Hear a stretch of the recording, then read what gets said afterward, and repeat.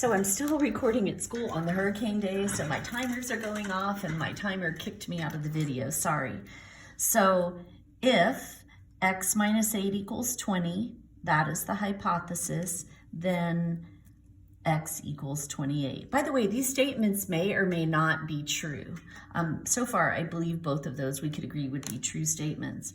And then if an angle is a right angle, then its measure is 90. I mean, really, there's nothing more to it than that.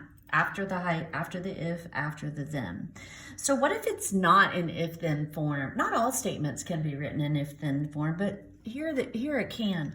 According to this statement, all dogs, doesn't matter what kind of dog you are. If you're a dog, then you love treats. So we could write this as if, I guess if it is a dog,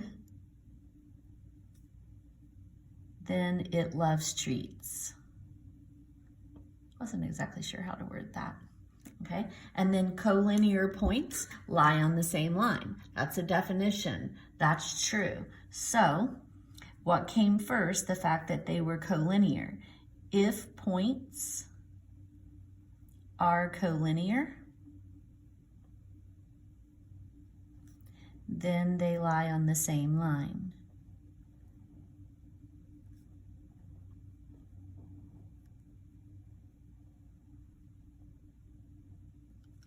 So we're already writing enough.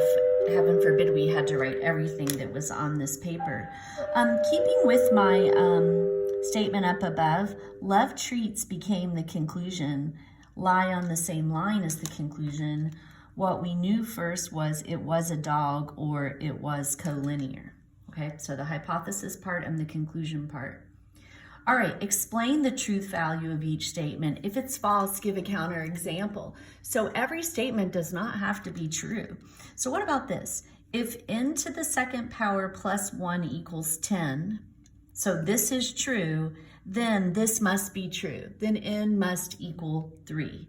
Well, does that work? If I plug 3 in and raise 3 to the second power, 3 times 3, here, let's do it. If I plug 3 in and raise it to the second power, that's 9, and 9 plus 1 does equal 10. It's true.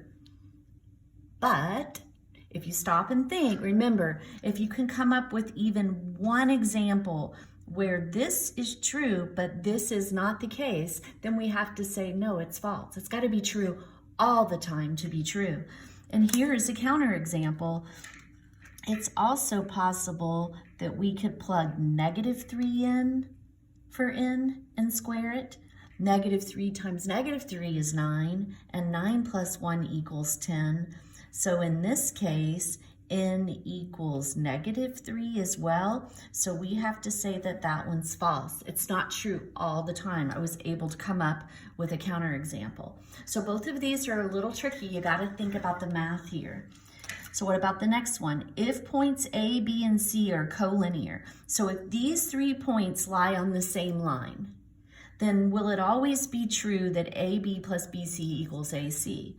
Well, if we draw it the way most of us are probably going to draw it, we're going to draw it and put points A, B, and C like that, then sure enough, it's the part and the part and the whole in this case. AB is part, BC is part, the part plus the part equals the whole. That always has to be true, and that's true, okay? But nothing about this said that those points had to be in that order. What if it was B, C, and then A? We still meet this part of the statement. They still are collinear, but now if I add AB, that's the whole thing. If I add AB and then BC, the part, the whole plus the part. So in this case, BA, which is the whole, plus BC, does not equal AC, the other part in that case. So that's false, okay? The order matters. All right, and then finally, here we go with the music again, sorry. Finally, we have what we call related conditional statements. So given an original statement, in this case, if today is Monday, then tomorrow is Tuesday. That's my statement. This is my hypothesis. This is the conclusion. So P is the hypothesis and Q is the conclusion, okay? If you want to make the converse, notice you take the P and the Q and you switch them. You're going to swap out these statements. So now tomorrow is Tuesday is here and today is Monday is there. We swap them out. So if tomorrow is Tuesday, then today is Monday. That's the converse. The converse comes from switching the original. The inverse comes from switching the original, but in a different way. Notice if you compare the inverse to the original, it still is talking about today and Monday, but now we've inserted the word not Monday. And again, the conclusion looks the same, but we've inserted the word not. And that's what this tilde means in this case. So not.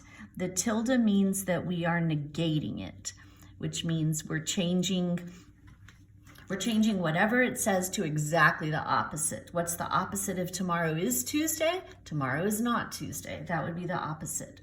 And then the contrapositive changes, it swaps everything. It swaps out the P and the Q and it negates both of them. So we're gonna swap and negate.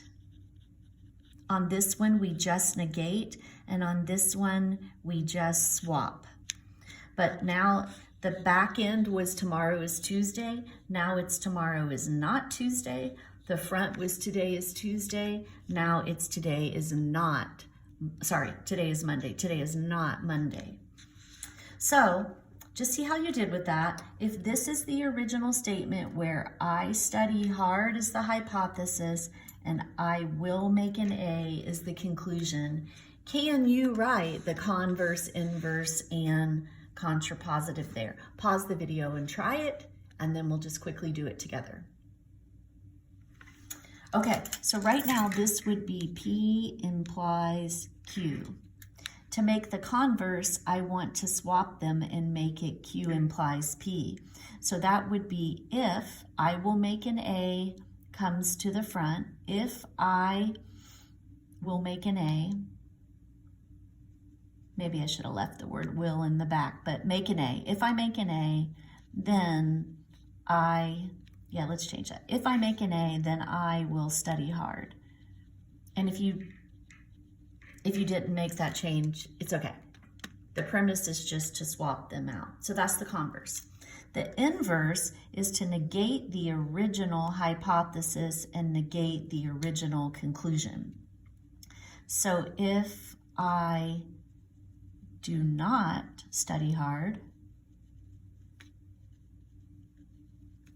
let me write neater, then I will not make an A.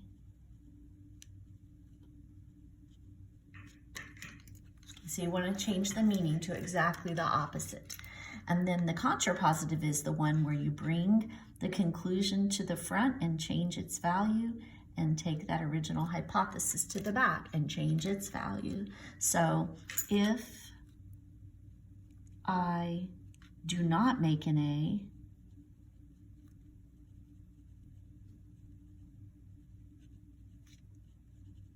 then I will not study hard.